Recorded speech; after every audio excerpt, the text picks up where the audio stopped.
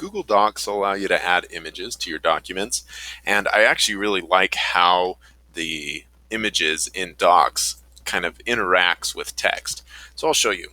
So in this document, I have kind of information about leopards, and I've decided I want to add an image. So I went and did a Google search, found an image that I liked.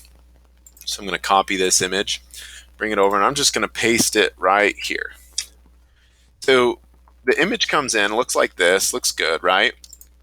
But if I want it to be a little different, I can kind of choose how I want my image to portray. So if I have these different options that appear. So when I have the image selected, I can choose inline, wrap text, or break text. And it might be a little easier to demonstrate these if I make this image a bit smaller. So right now it's inline.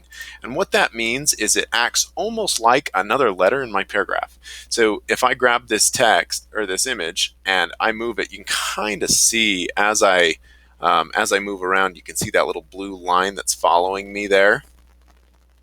So that's showing me where the image is going to be. So if I put it right there, you notice it went right in between that word. It's in between the word marked. So it says MA on this side, and then it has RKED on this side. So it goes right in as if it's a letter. So that's what inline means.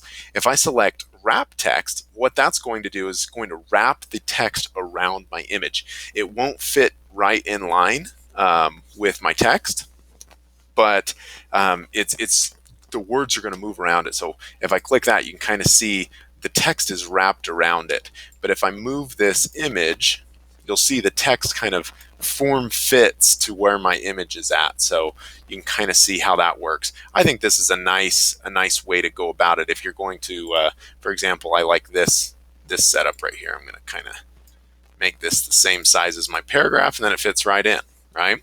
So wrap text is a nice way to put images in, but another option is break text. And what this does is no matter where you put it, it's going to put the text in between the picture, or the text that's on the left side of the picture will be above, and the text that's on the right side will be below. So if I click break text, it's put, there's no text in this space next to the image. Okay, so it's basically put spaces above and between.